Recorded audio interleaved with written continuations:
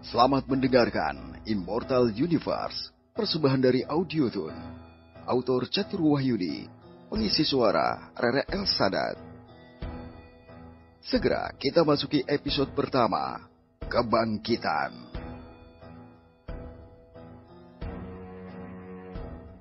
Zetian adalah seorang karyawan di sebuah perusahaan game. Sudah beberapa hari dia tidak pulang ke rumahnya karena Zetian memang tidak memiliki keluarga, sehingga membuatnya tidak perlu khawatir jika dia tidak pulang ke rumah. Zetian, aku pulang duluan ya. Sapa temannya sambil melambaikan tangannya ke arah Zetian yang masih sibuk dengan komputernya. Memang waktu sudah menunjukkan tengah malam, sehingga perusahaan itu sudah nampak sepi dan hanya menyisakan Zetian seorang. Iya, hati-hati di jalan, balas Zetian sambil membalas lambaian tangan temannya. Tinggal satu pekerjaan lagi dan ini akan segera selesai, ucap Zetian sambil mengotak-atik komputernya. Beberapa jam kemudian Zetian telah menyelesaikan seluruh pekerjaannya. Ia kemudian melihat ke arah jam di komputernya yang sudah menunjukkan pukul 2 dini hari. Akhirnya, sudah selesai. Lebih baik aku tidur, ucap Zetian sesaat setelah ia menguap dengan lebar. Zetian kemudian memejamkan matanya di depan komputernya yang masih menyala, memandangi ke arah dirinya. Sesaat setelah Zetian tertidur, dari layar komputernya terdapat sebuah tangan yang keluar dan menarik jiwa Zetian masuk ke dalam komputer itu. Ketika kesadaran Zetian telah kembali, ia menemukan dirinya berada di sebuah ruangan dengan arsitektur kuno, dan di samping tempatnya berbaring, ia mendapati seorang pria tengah memeluknya dengan histeris. Di dunia kultivator terdapat 4 benua yang dipisahkan oleh samudra yang membentang luas. 4 benua tersebut diantaranya adalah benua dewa, benua langit, benua elemen, dan benua hitam. Di wilayah kerajaan api, benua elemen nampak seorang wanita tengah menangis histeris, meratapi seorang pemuda yang terbaring lemas di atas tempat tidurnya. Pemuda itu berakhir demikian akibat diserang binatang buas beberapa waktu yang lalu, ketika ia berada di bukit untuk berlatih beberapa teknik bela diri. Tak berselang lama, seorang pria dengan pakaian mewah memasuki ruangan dengan langkah terburu-buru. Ketika ia memasuki ruangan, semua orang yang ada di ruangan itu membungkukkan badan dan memberikan hormat kepada pria tersebut.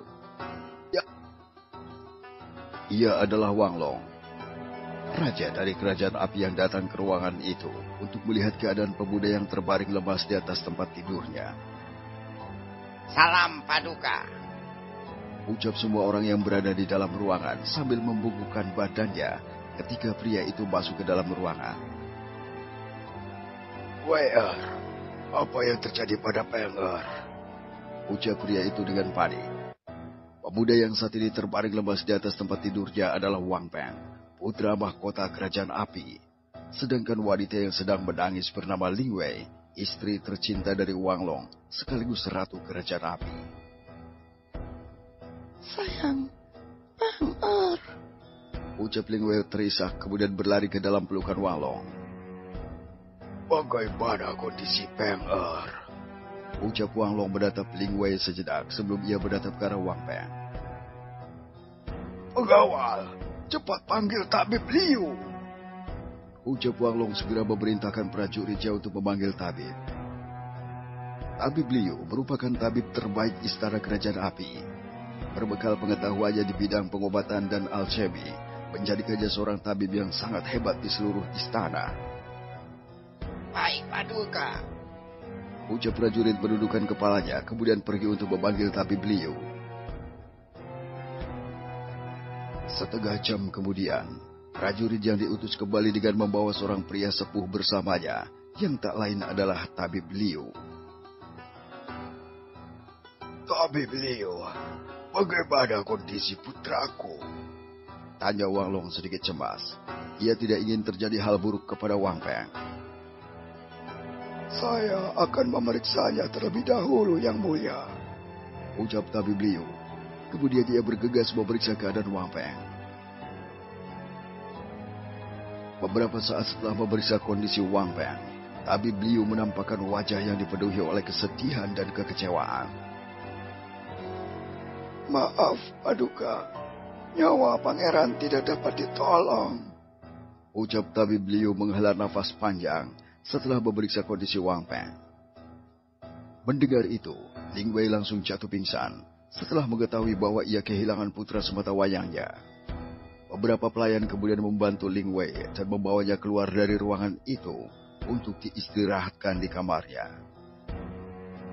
Apakah kau tidak salah, tabib? Putraku tidak mungkin sudah meninggalkan, ucap Wang Long meyakinkan dirinya. Maaf, Paduka. Pangeran memang sudah tidak terselamatkan, ucap tabib Liu sambil menunduk.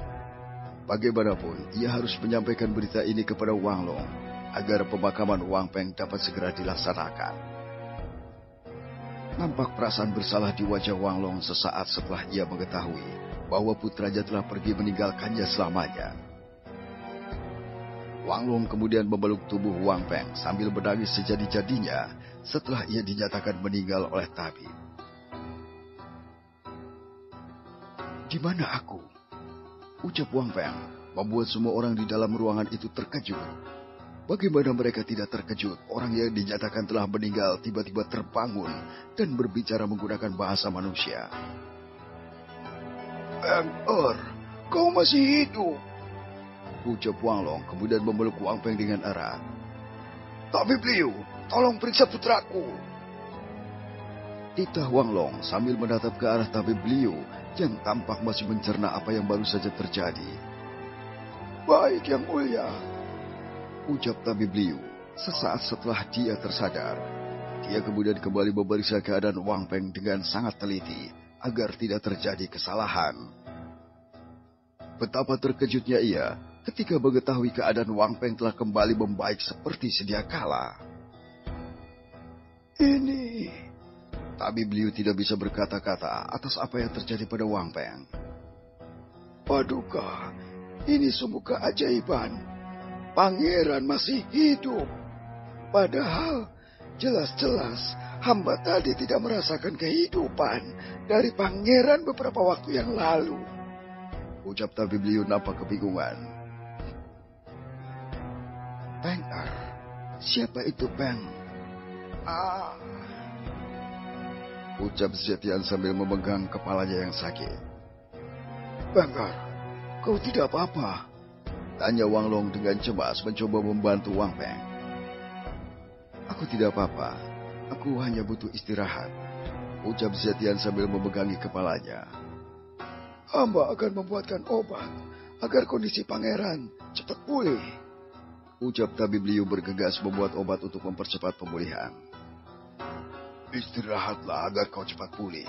Ayah akan keluar agar kau bisa beristirahat dengan nyaman, ucap Wang Long kemudian meminta semua orang untuk pergi dan membiarkan Wang Peng istirahat. Sebenarnya, Zetian berteriak karena banyak ingatan dan informasi masuk ke dalam kepalanya, membuat kepalanya terasa akan pecah. Beruntung kejadian itu hanya berlangsung beberapa saat saja. Ketika semua orang pergi meninggalkannya sendirian, ia kemudian memeriksa tubuh barunya saat ini.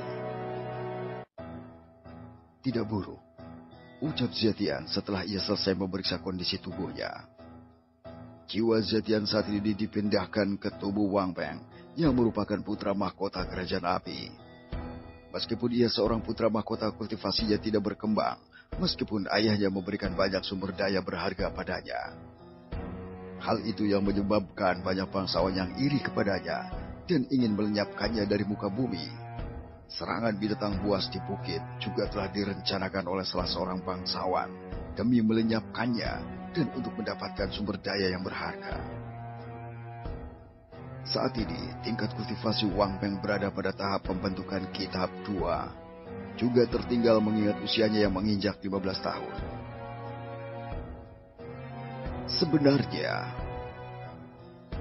Ketertinggalan kultivasi Wang Peng bukan karena bakatnya, tetapi karena sumber daya yang diberikan oleh ayahnya, dia jual demi mendapatkan uang.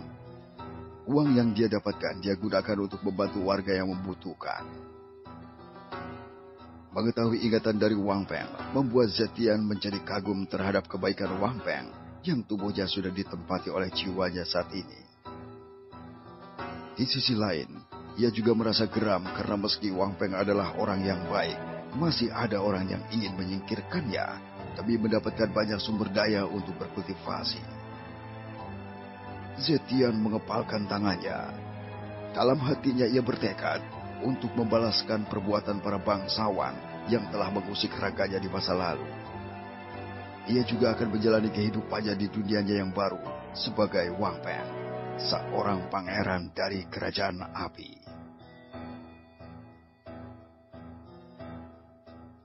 Tingkat kultivasi tahap awal. Pembentukan ki tahap 1-9. Pembentukan fondasi tahap 1-9. Pembentukan core 1-9. Kultivator sejati. Pendekar jenderal tahap 1-9.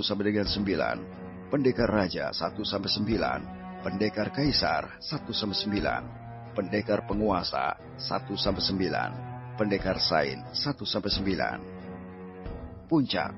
Pendekar bumi 1-9. Pendekar langit 1-9, pendekar surga 1-9, pendekar dewa 1-9.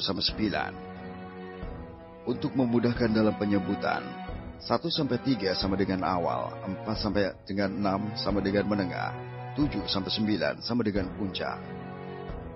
Terima kasih sudah mendengar. Jangan lupa like, comment, give, rate bintang 5 dan follow.